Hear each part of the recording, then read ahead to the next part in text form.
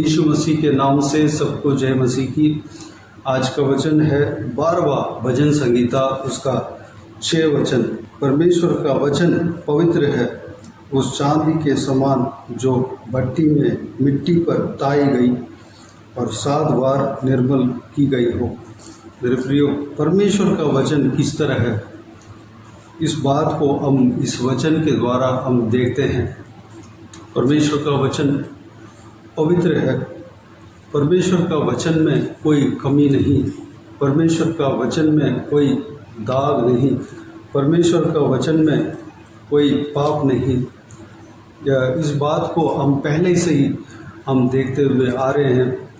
परमेश्वर का वचन जिस तरह चांदी भट्टी में डालकर गरम, भट्टी में पहले डालते हैं, उसको गरम करते हैं, उसको शुद्ध करते हैं, ताया जाता है, उस तरह परमेश्वर का वचन ताया गया है। परमेश्वर का वचन में कोई मिस्टेक नहीं है, कोई कमी नहीं है।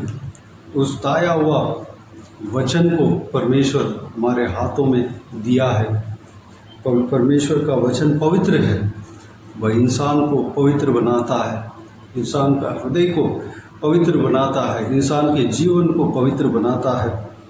प्रभु यीशु मसीह एक दृष्टांत के द्वारा लोगों को उपदेश करते हुए हम जो सुसमाचारों की किताबों में हम देख सकते हैं, उस विषय को हम मरकुस रचित सुसमाचार से हम अभी देखेंगे।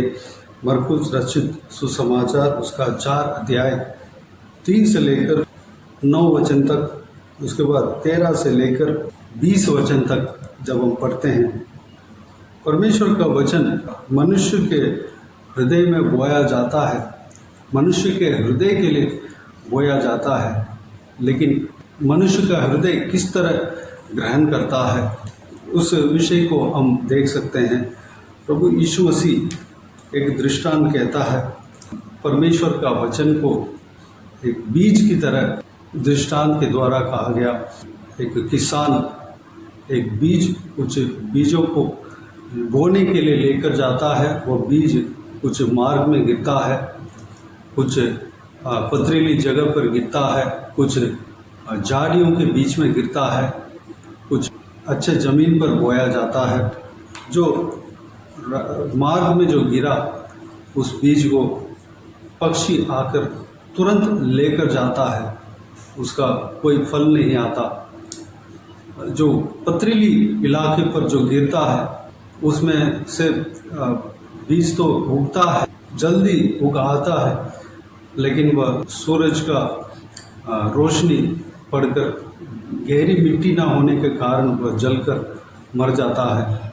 कुछ झाड़ियों के बीच में गिरता है, जब वह उगाता है तो झाड़ियों के बीच में है, इसलिए वह बढ़ नहीं पाता।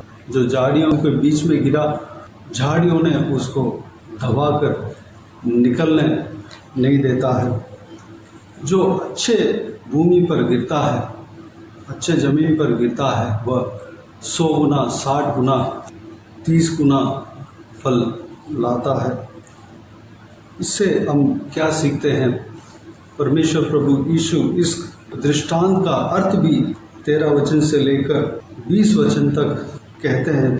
जब कोई मनुष्य परमेश्वर का वचन को सुनता है, वह मनुष्य ग्रहण नहीं करता, तुरंत शैतान आकर उसका ग्रहण करने नहीं देता है, उस वचन को निकाल देता है। कोई मनुष्य होते हैं, पथरीली भूमि की तरह उनका हृदय होता है। जब वचन उनके हृदय में पड़ता है तो तुरंत ग्रहण तो करते हैं, लेकिन गहरी मिट्टी ना होने के कारण, वह अपने भीतर जड़ न रखने के कारण वे थोड़े ही दिनों के लिए रहते हैं।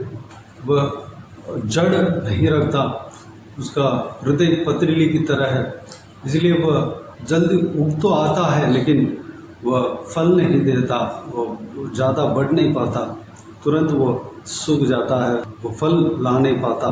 कुछ इंसान इस तरह की उनके अंदर परमेश्वर का वचन बोया जाता है तो वह मनुष्य ग्रहण तो कर लेते हैं, वह आनंद से ग्रहण करते हैं, वो बढ़ता भी है, लेकिन कांटों के बीच में जिस बीज को बोया गया, उस बीज की तरह उनके अंदर जो संसार की चिंता, धन का धोखा, यह सब कुछ आकर उस वचन को बढ़ने नहीं देता, दबा देता है। कुछ इंसान इस तरह के हैं, उनका हृदय अच्छे भूमि की तरह रहता है। उनके हृदय में जो वचन बोया जाता है वह 30 गुना, 60 गुना और 100 गुना फल लाता है। मेरे प्रियो, हमने देखा है कि यह पवित्र वचन में कोई कमी नहीं, यह पवित्र वचन निर्मल है, पवित्र है। जिस तरह चांदी को भट्टी में ताई जाती है, उस तरह ताया हुआ वचन है। इस वचन को परमेश्वर ने हमारे हाथों में दिया है, इसलिए कि परमेश्वर को जाने, परमेश्वर का राज्य के बारे में जाने, परमेश्वर का कार्य को जाने, परमेश्वर अपने जीवन में, इंसान के जीवन में क्या करना चाहता है वह सब कुछ जाने। हमें इस वचन को पढ़ना है और अच्छी भूमि की तरह हमारा हृदय को रखना है। हम ग्रहण तो करते हैं, लेकिन हमारा हृदय किस तरह है? मार्ग की तरह है या पथरीली जगह की तरह है या कांटों से भरा हुआ झाड़ियों के तरह है या अच्छी भूमि की तरह है? मेरे प्रियो, हमें जांचना होगा। अगर हमारा हृदय पत्थर है तो हम उस वचन को ज़्यादा देर तक हम पालन नहीं कर पाते हैं। वो वचन हमारा जीवन में फल देने के लिए जगह नहीं दे पाते हैं। हमें जगह देना है, हमारा हृदय को मांस से भरवाना है, हमारा हृदय को अच्छी भूमि की तरह रखना है। जो पत्थर का हृदय है, माफ़ करने का वह गुण हमारे अंदर नहीं है, तो उस गुण को हमें बदलना है। पत्थर का हृदय, कठिन हृदय, उस हृदय को हमें दूर करना है। हमें अच्छी भूमि की तरह, जिस तरह जो वचन को ग्रहण करता है और अच्छा फल लाता है, उस भूमि की तरह हमारा हृदय को रखना है। कांटों के लिए जगह नहीं देना, संसार की चिंताओं के लिए हम अपना हृदय को जगह नहीं देना। प्रभु यीशु कहता है, तू चिंता मत कर, तू चिंता नहीं करना। अगर चिंता करेंगे तो ना हमारा दिन बढ़ेगा। अगर हम चिंता करने से हमारा आयु में से एक दिन बढ़ नहीं जाएगा। हम उस संसार की चिंता नहीं करना है। आकाश के पक्षी को जो पालन पोषण करने वाला परमेश्वर है, हमें भी पालन पोषण करेगा।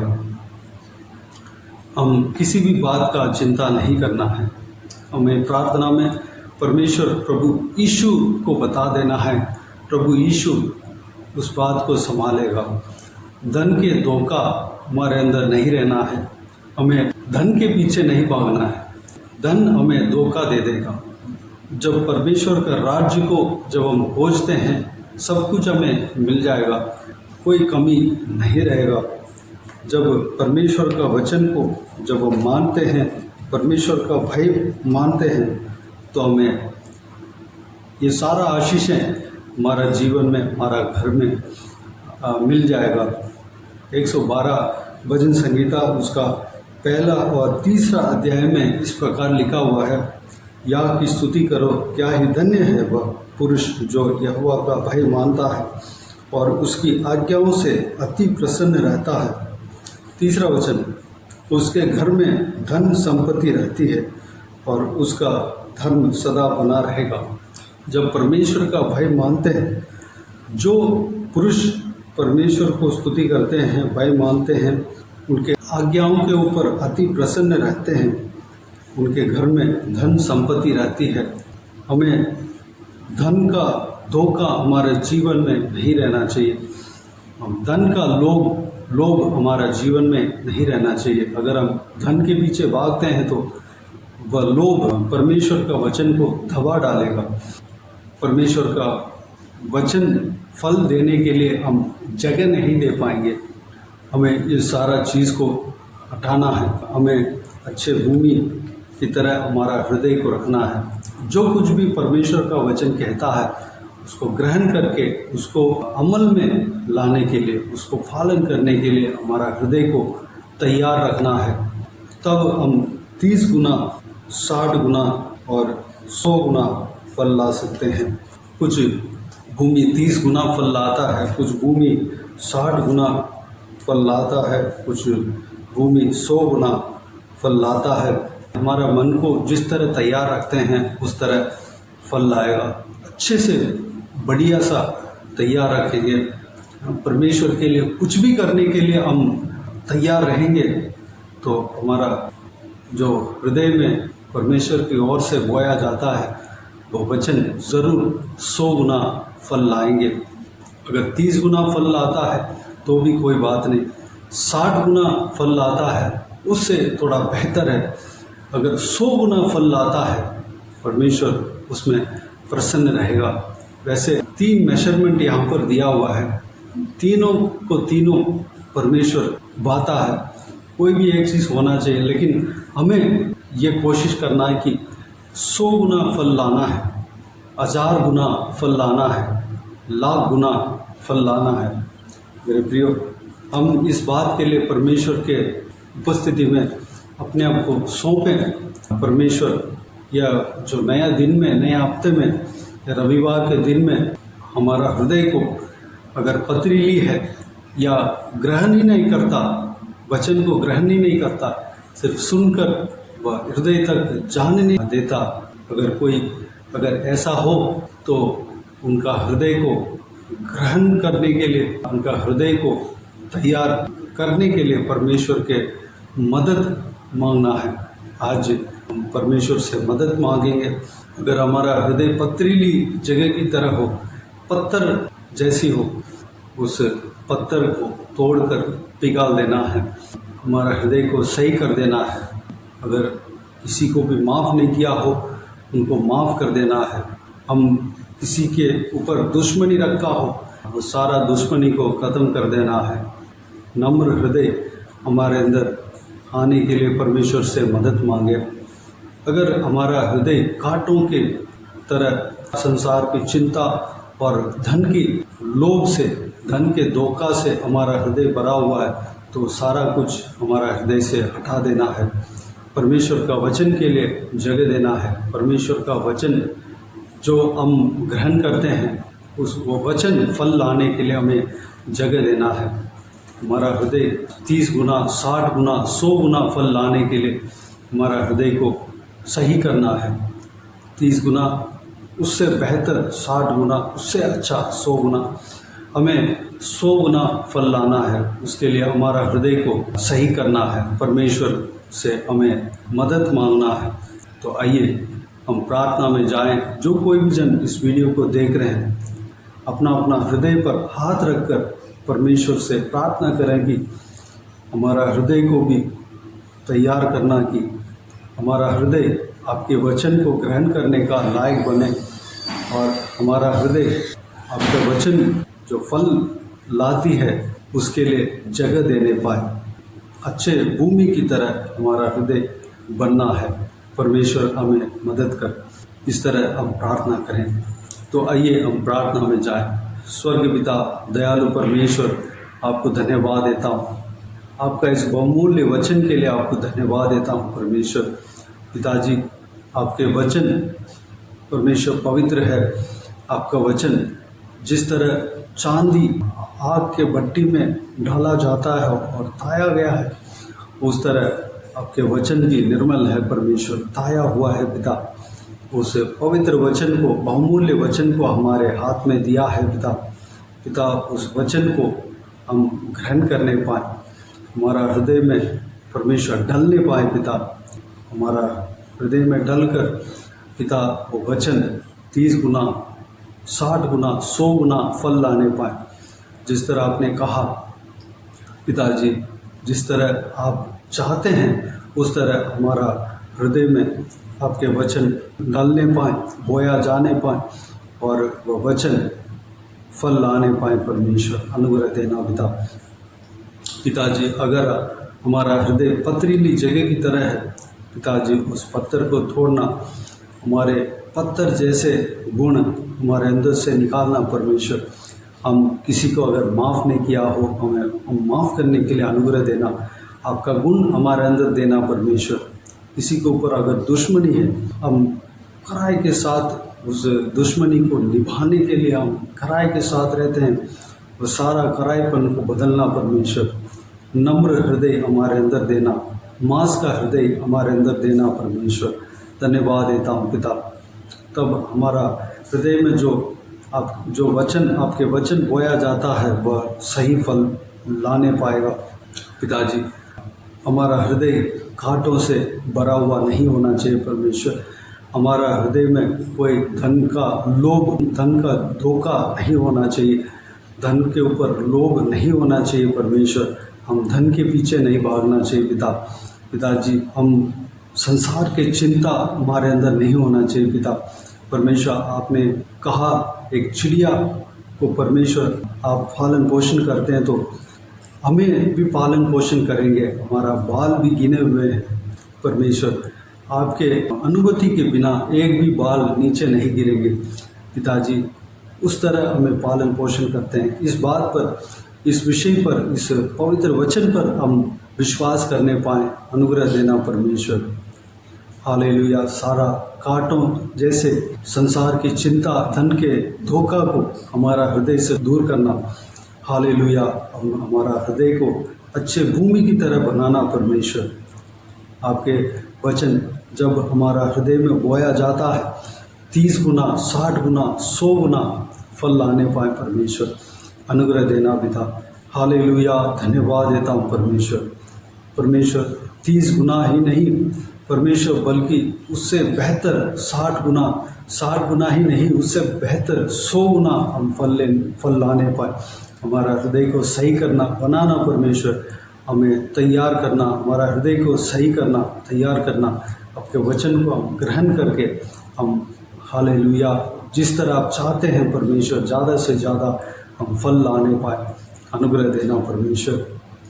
आज के दिन में इस विषय के लिए हम अपने आप को आपके हाथों में समर्पित करते हैं पिताजी। आप हमें चलाना पिता। धन्यवाद देता हूँ। जो कोई भी व्यूअर्स है, सभी को आशीष देना पिता। इसी तरह उनका हरेक का हृदय को तैयार करना परमेश्वर।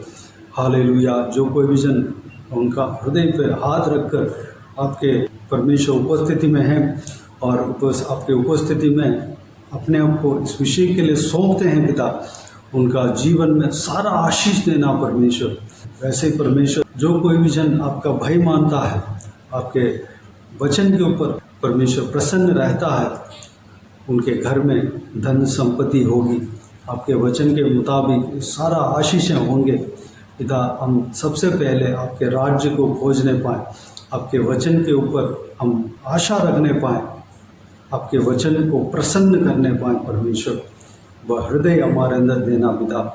उस वचन को ग्रहण करने का आशा हमारे अंदर देना। धन्यवाद देता हूँ परमेश्वर। सारा आशीष हम सबको देंगे। धन्यवाद देता हूँ। हालेलुया। सारे जनों को आशीष देना, संभालना परमेश्वर। बाकी सारे बातों को आपके हाथों में सौंपते हैं। सारा जलाल, आदर, महिमा आपको मिलते रहे। सारा दुआ प्रार्थना को प्रभु यीशु मसीह के नाम से मांगते हैं, सुन और ग्रहण कर। आमीन आमीन।